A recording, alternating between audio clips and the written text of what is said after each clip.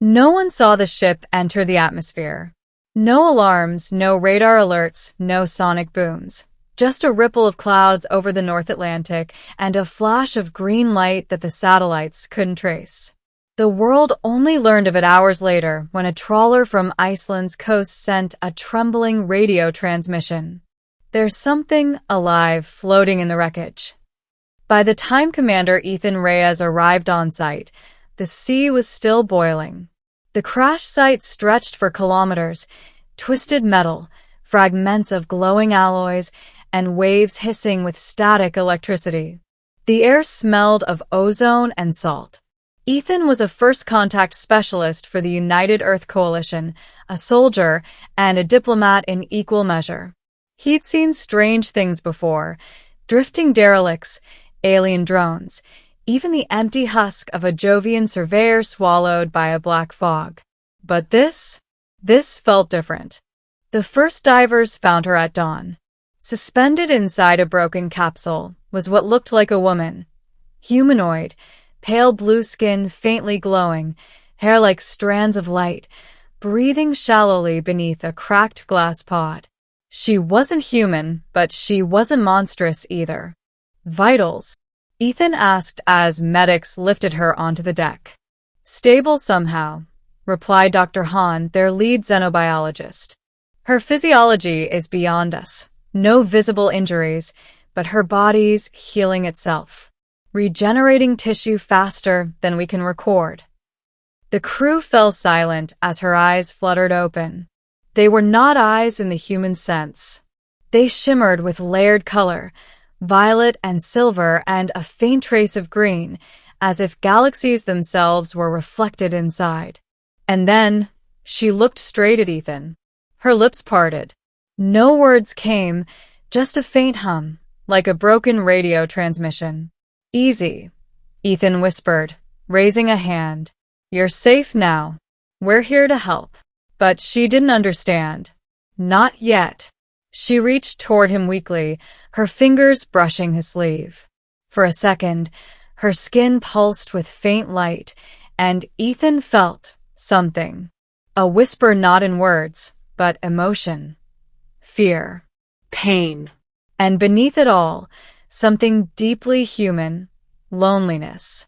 Middle, the language of the lost. They called her subject A-17, though Ethan hated that name. She was moved to an underground facility in Greenland, a secure complex buried in the ice, meant for alien containment and study. Scientists surrounded her day and night, trying to understand her language, her origin, her technology. Days turned into weeks. She didn't speak, not in any language they could translate. She only watched them with quiet, piercing curiosity, as though trying to understand humanity in return. Ethan was the only one she seemed to respond to. Whenever he entered the room, her pulse rate changed. Her eyes brightened. The lights on her containment walls flickered softly. Commander Reyes, said Dr. Hahn one evening, I think she trusts you. You should be the one to attempt verbal contact again. Ethan hesitated. She doesn't even have vocal cords like ours. Maybe not, Hahn replied, but you've felt the energy exchange before. She's trying to connect. We just need to give her something she can anchor to. So he tried. Day after day, he sat beside the containment chamber, talking to her, not as a soldier or interrogator, but as a person. He told her about Earth, about the chaos of human history, the wars, the hopes, the music, about the smell of rain in summer, the way children laugh, and the ache of missing someone you loved.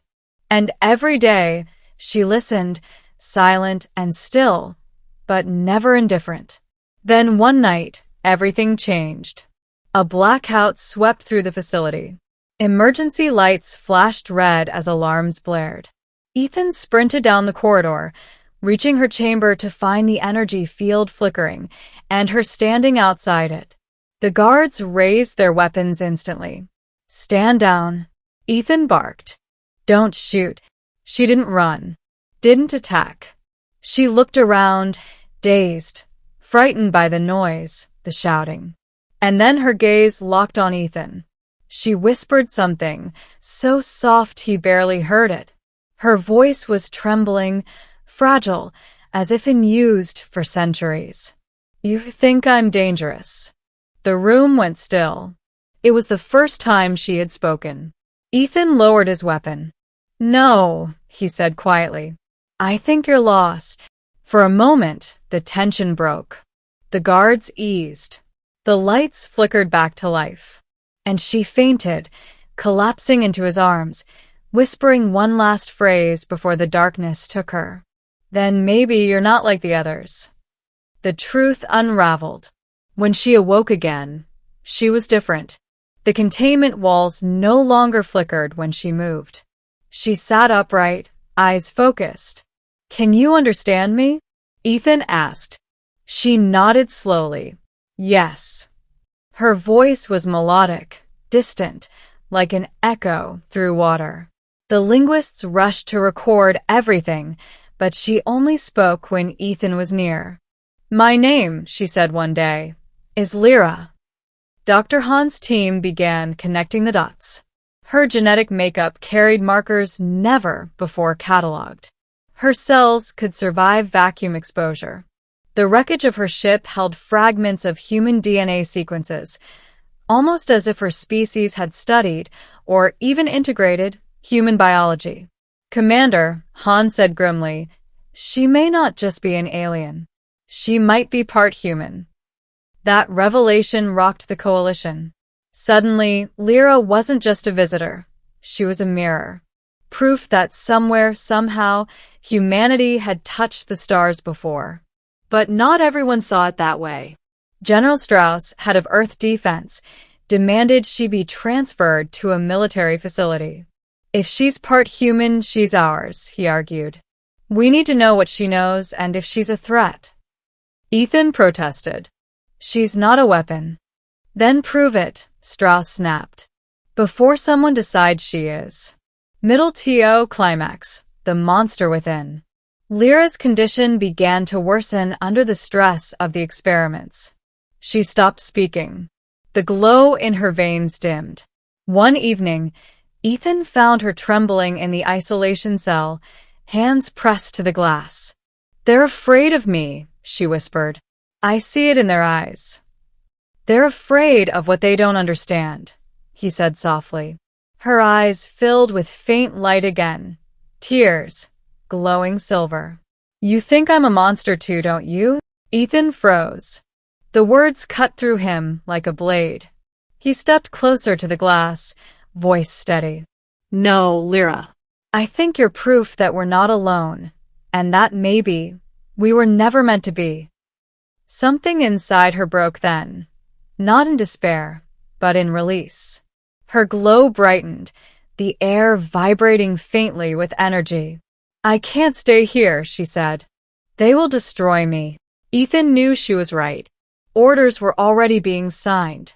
He had two choices: obey or act. That night, he made his decision.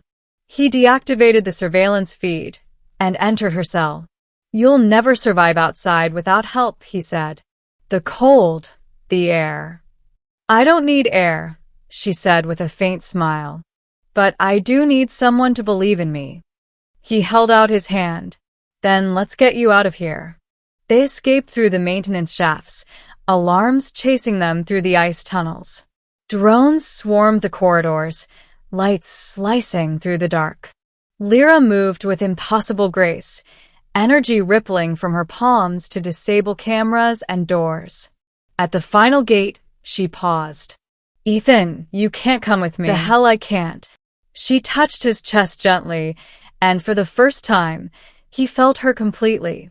Her thoughts, her memories, her pain. Images flooded his mind, cities made of crystal under alien suns, a war that shattered her people, and a final desperate attempt to reach Earth, the home of their ancestors. "They called us echoes," she whispered, "born from your kind long ago. We came seeking the truth of where we began, but they destroyed us before we could speak. Then speak now. Ethan said fiercely. Let them hear you. But as soldiers closed in, Lira stepped back, light pouring from her body like a sunrise.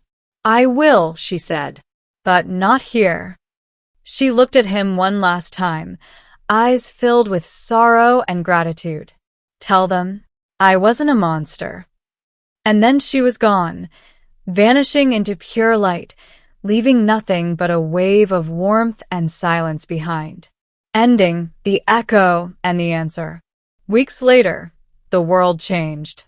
Every satellite around Earth began picking up strange transmissions, soft, rhythmic pulses in frequencies no human system had used before. When decoded, they formed patterns, then words. The first message was simple. We remember you. Then more followed, maps, coordinates, songs. The echoes were out there, alive. Ethan was discharged from service after the incident. But every night, he returned to the shore of the Greenland ice shelf, looking up at the stars, waiting. One night, a faint beam of light shimmered across the horizon, the same soft glow that once filled her eyes. And in that light, he heard her voice again. You asked once what the first words I ever spoke were. He closed his eyes, heart pounding. They were, we came home. Tears froze on his cheeks in the cold wind. Humanity had always looked to the stars searching for something greater, never realizing that the universe had already been searching for them in return. And so, when the first ships of light appeared in orbit, peaceful, silent, and carrying the echo's insignia, Ethan whispered the words that would change history once more. Welcome home.